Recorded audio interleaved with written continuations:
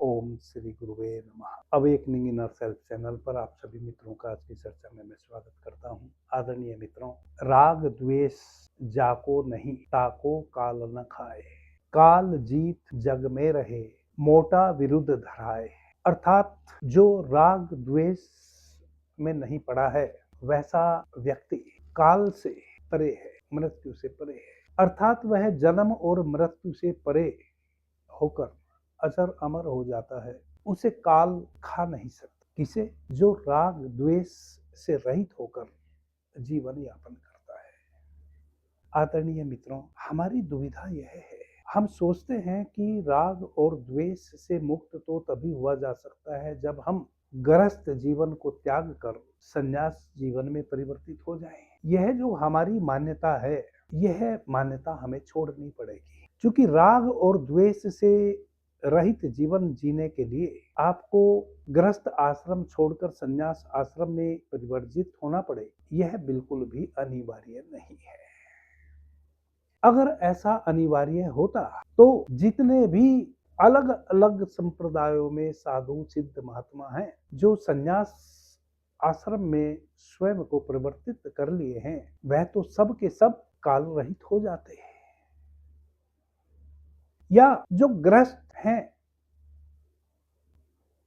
वह तो कभी ज्ञान को उपलब्धि ना हो पाते। जबकि हमारे भारतवर्ष में तो यदि हम सनातनियों से कोई पूछे कि आप कौन हैं, आपकी उत्पत्ति का स्रोत क्या है, आप कहां से आए हैं, तो हम कहते हैं कि हम तो ऋषियों की मनुष्यों की संतान हैं। और जब भी कोई वैचारिक बात चलती है तो हम अपने सद ग्रंथों को परिभाषित करते हैं, उनकी उपमा देते हैं कि देखो हमारे प्राचीन ऋषियों ने मनुष्यों ने पहले ही फला चीज के विषय में बताया है या करके दिखाया है। जो भी नए नए अनुसंधान अन्वेषण हो रहे हैं उनके संबंध में भी हमारे ऋषियों ने, जिनकी हम संतानें हैं, हमारे पूर्वजों ने, मनुष्यों ने बहुत से ग्रंथों में उनके द्वारा उद्धृत बहुतेरे उदाहरण हैं। केवल श्वासों की एक विशेष प्रक्रिया से गुजरते हुए बहुत से ऐसे सदग्रंथ हैं जिसमें उदाहरण है कि केवल एक व्यक्ति ने अपने श्वासों को परिमार्जित करके दूसरे व्यक्ति की खतरनाक व्याधि से उसको बचा लिया। आज भी आप देखते होंगे हमारे यहाँ तंत्र मंत्र की प्रक्रिया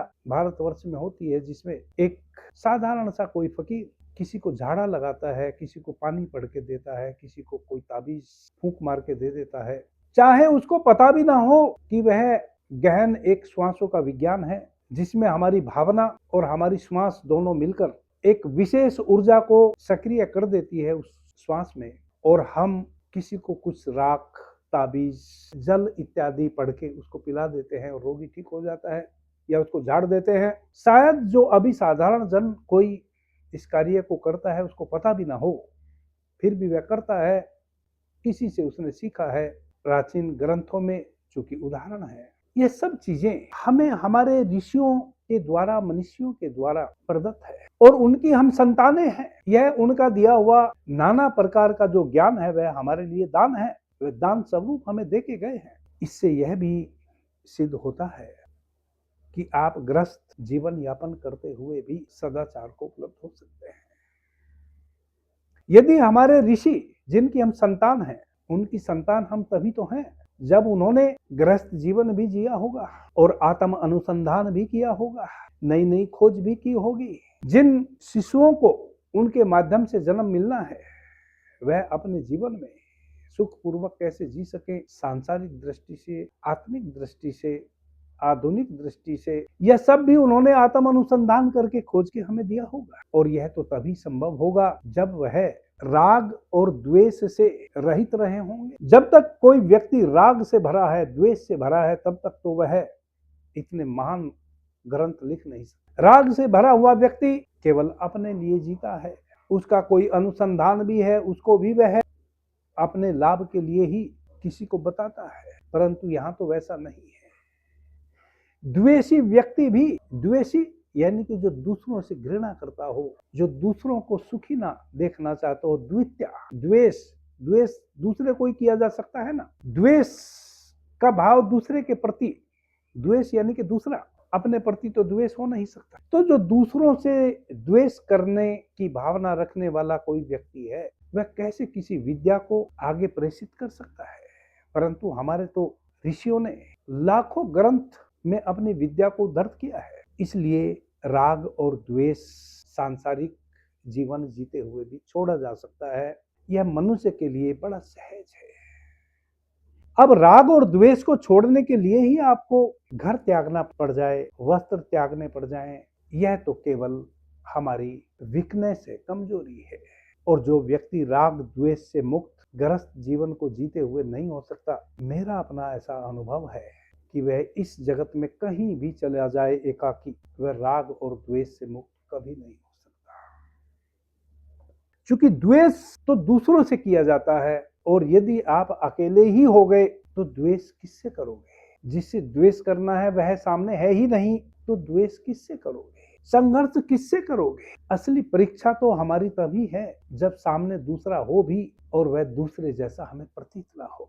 उसमें भी हम अपनी ही छवि देखें, उसमें भी हम उसी मूर्त को देखें जो अपने भीतर देखते हैं, उसमें भी हम उसी श्वासों की धारा को बहते हुए देखें, क्योंकि उसने भी श्वास इस वायुमंडल से ही ली है। उसने श्वास कहीं और से नहीं मंगाई।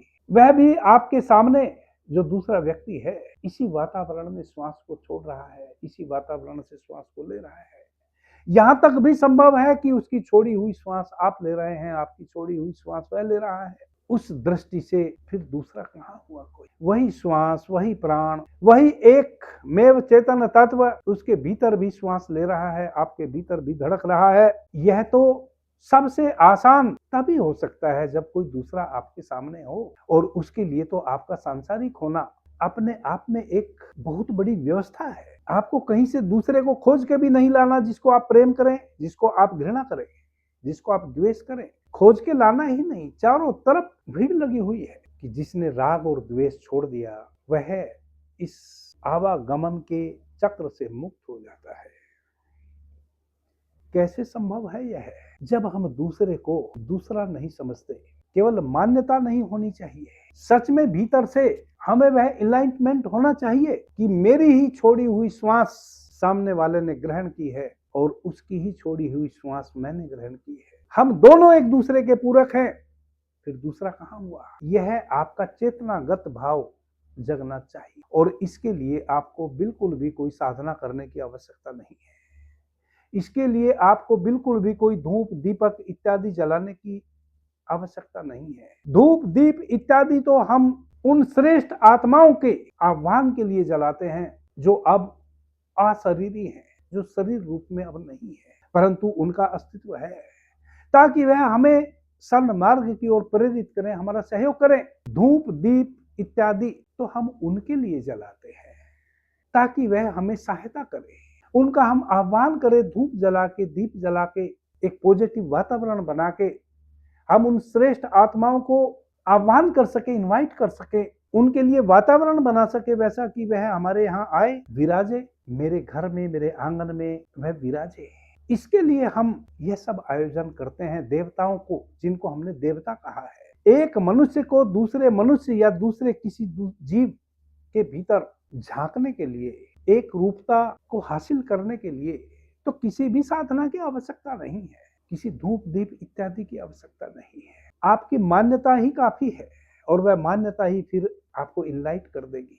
हाँ, मान्यता ही बनी रही, केवल मानसिक रूप से आप समझे रहे कि इस व्यक्ति ने भी वही श्वास ली है जो मैंने ली है, तब असली जब समय आवेगा आप उससे घृणा द्वेष कर ही जावेंगे। जब मरने जीने की बात आएगी, जब लाभ हानि की बात आएगी, तब आप अपने लाभ में पड़ जाएंगे और द्वेष आपके भीतर जन्म ले लेगा, यदि केवल मान्यता रही।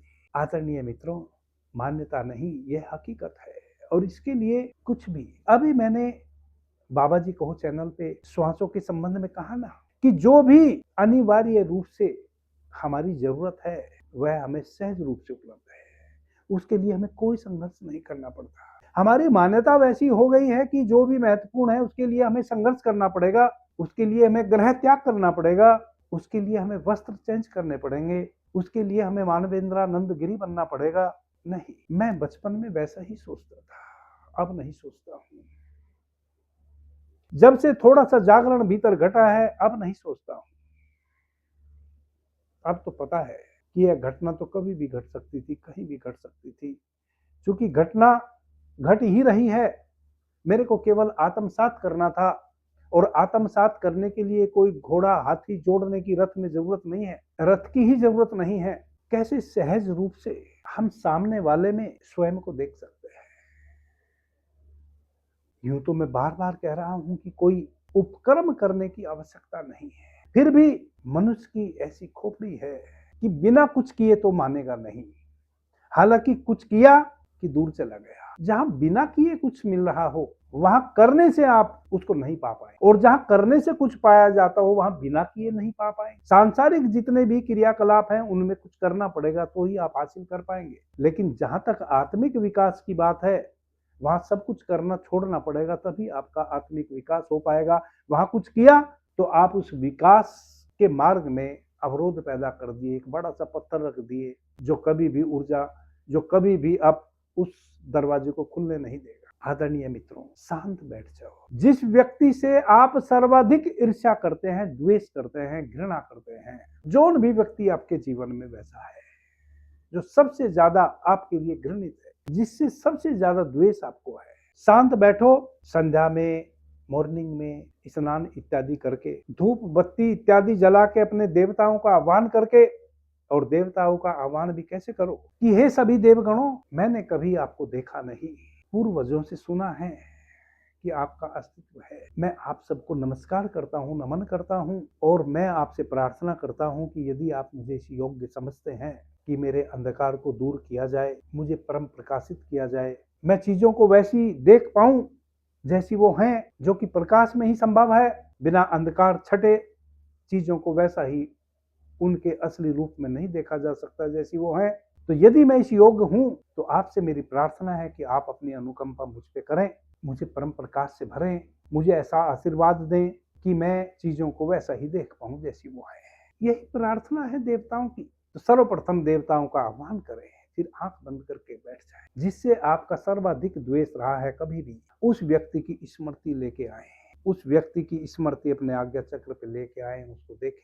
वह व्यक्ति आपकी स्मृति में 2 से 5 मिनट में आ जाएगा। देखें कि वह व्यक्ति भी श्वास ले रहा है, और वहीं से श्वास ले रहा है जहां से आप ले रहे हैं। श्वास के माध्यम से जो आपके भीतर आ रहा है वह क्या है, और जो उस व्यक्ति के भीतर जा रहा है वह क्या है। अपने आज्ञा चक्र पे देखे, स्वयं को श्वास लेते हुए आपकी एक एक श्वास में एक स्वर्णमयी प्रकाश की किरण भीतर भर रही है। और उस व्यक्ति को भी फिर अपने आज्ञा चक्र पे देखें कि उसकी भी श्वासों से एक स्वर्णमयी प्रकाश किरण श्वास के माध्यम से भीतर भर रही है। अब भाव करें कि आपके भीतर वह श्वास के माध्यम से स्वर्ण किरणें इतनी भर गई हैं कि वह फैलने लगी हैं आपके शरीर में, और सामने वाले के भीतर भी इतनी भर गई हैं कि फैलने लगी हैं भीतर से। और फैलते फैलते सामने वाले के भीतर की जो स्वर्णमयी किरण है, प्रकाश किरणें हैं, और आपके भीतर की जो स्वर्णमयी प्रकाश किरणें हैं, वह एक हो गई, इतनी फैल गई कि दोनों एक हो गई, और सामने वाला और आप दोनों खो गए, केवल वह स्वर्णिम प्रकाश किरणें रह गई। यही सच्चाई है, यही सत्य है। शारीरिक रूप से सामने वाला व्यक्ति भी 5 तत्वों से निर्मित है, आप भी 5 तत्वों से निर्मित है, परंतु दोनों ही व्यक्तियों के भीतर जो स्निग्ध है, जो जल रहा है भीतर, आप तो 5 तत्वों से बना हुआ केवल दीपक है, सामने वाला भी 5 तत्वों से बना हुआ केवल दीपक है। इस दीपक में जो स्निग्ध बनकर जल रहा है, इस दीपक के भीतर जो घी, जो तेल, जो स्निग्ध है, वह जो प्रज्वलित हो रहा है, वह तो शिव है, वह तो प्राण है, जो श्वास के माध्यम से आपने भीतर लिया। वह शिव उतना ही उसके दीपक में भी जल रहा है, उतना ही आपके दीपक में भी जल रहा है। जब आप अपने भीतर उसके दीपक को जलते हुए देख लेंगे, द्वेष खो जाएगा, दूसरे का भाव खो जाएगा, द्वितीय का भाव खो जाएगा। और फिर एक बार एक व्यक्ति के भीतर यदि आपने इस प्रकार से उस दीपक को जलते हुए देख लिया जो स्वयं शिव है, फिर आप प्रत्येक वस्तु के साथ ऐसा अभ्यास करके देखें। और अभी तो आप आंख बंद करके कुछ दिनों तक देखेंगे, उसके बाद तो आपको खुली आंखों से पता चलने लगेगा अपने भीतर की उस लौ का, और सामने वाले के भीतर कीलों का, चाहे वह कोई भी प्राणी हो। इस प्रकार से द्वेष नाम की कोई वस्तु कोने कातिर में आपके भीतर बचेगी ही नहीं। और इसके लिए आपको कोई ऐसा अभ्यास करने की आवश्यकता ही नहीं है, ना कुछ छोड़ने की, ना पकड़ने की, ना इसमें आपके बच्चे आड़े आते, ना आपकी पत्नी, ना माता, ना पिता, ना भाई, ना बहन। यह बिल्कुल सहज है, स्वाभाविक है। कुछ ही दिनों के अभ्यास से आपके समक्ष यह सब क्लियर हो जाएगा। आदरणीय मित्रों, यह मैं अपने अनुभव से कह रहा हूं, मैं कहीं पढ़ी लिखी बात नहीं कह रहा हूं। पढ़ा लिखा तो केवल वह सूत्र है जो मैंने शुरुआत में आपको कहा। बाकी उस सूत्र को आप कैसे जी पाएंगे, यह मैं आपको जो प्रयोग बताया, यह मैं अपने अनुभव से बता रहा हूं। आप करके देख लें, और करके देखने ही नहीं, करना चाहिए। हम कैसे इस बात को विसम्मत भी कर दे रहे हैं, यही मजे की बात है कि हम कैसे दूसरे को दूसरा समझते हैं, जबकि कोई दूसरे जैसा है ही नहीं। हाँ, चित्त की अवस्था किसी की कुछ है, किसी की कुछ है। एक बिल्ली के जैसा व्यवहार करेगी, कुत्ता कुत्ते के जैसा व्यवहार करेगा, मनुष्य के जैसा व्यवहार करेगा। मनुष्य भी जो लोभ में पड़ा है वह दूसरा व्यवहार करेगा, जो प्रेम में पड़ा है वह दूसरा व्यवहार करेगा। वह तो लोभ, प्रेम, घृणा, द्वेष भरा भीतर होने के कारण हमें दोष दिखाई देते हैं, वरना तो सब व्यक्ति निर्दोष है। भीतर सबके भीतर वही एक चेतन तत्व है जिसको मैं शिव रूपी दीपक कह रहा हूं। और सबका शरीर 5 तत्वों से निर्मित है। इस शरीर को केवल दीपक ही मानो, इसके अतिरिक्त और कुछ भी नहीं। और यह दीपक एक दिन खोरा लग जाएगा, खंडित हो जाएगा। जिस दिन खोरा लग जाएगा, खंडित हो जाएगा, उस दिन स्निग्ध भी इसमें नहीं संभल पाएगा, तो फिर प्रज्वलित कैसे होगा, यानी कि वह शिव इस दीपक में जलना बंद हो जाएगा और इस दीपक की मृत्यु हो जाएगी। और पांचों तत्व अपने अपने तत्वों में वापस विलीन हो जाएंगे। अग्नि में विलीन हो जाएगी, वायु में विलीन हो जाएगी, पृथ्वी में विलीन हो जाएगी, जल में विलीन हो जाएगा और आकाश में विलीन हो जाएगा। जिस प्रकार से आकाश से वायु से, अग्नि से जल और जल से पृथ्वी का निर्माण हुआ है एक चेतन तत्व के द्वारा जो कि शिव है, उसी प्रकार से एक एक तत्व अपने तत्वों में वापस विलीन हो जाए, दीपक खो जाए। इस दीपक का मूल्य तब तक ही है जब तक यह सुरक्षित है, जब तक इसमें स्निग्ध संभल रहा है, तभी तक यह प्रज्वलित है। इससे पहले कि यह दीपक खंडित हो, वह स्निग्ध इसमें समाये ना। प्रत्येक व्यक्ति को अपने इस जले हुए दीपक को देख लेना चाहिए और दूसरे के भीतर भी उस दीपक को देख लेना चाहिए। इसी के लिए हमारा जन्म हुआ है। केवल जन्म लिए कोई भूख से मर गया, कोई प्यास से मर गया, कोई धन कमाता कमाता मर गया, कोई धन के वियोग में मर गया, कोई धन के खो जाने से मर गया, किसी के पास बहुत घना धन हो गया, वह उसको संग्रहित ही ना कर पाया, किसी के पास बटोरने को क्षमता ही नहीं है। यह तो जीवन नहीं हो सकता ना। यह सारी चीजें तो हमें यही छोड़ छाड़ के जानी है, चाहे हम बटोर लिए हों या ना बटोरे हों। एक चेतन तत्व को जाने बिना इस जीवन का कोई सार नहीं है। अभी के लिए इतना ही। आपने मुझे ध्यान से, प्रेम से सुना, उससे मैं बहुत अनुग्रहित हूं। सभी मित्रों को मेरा प्रणाम, धन्यवाद। हर हर महादेव।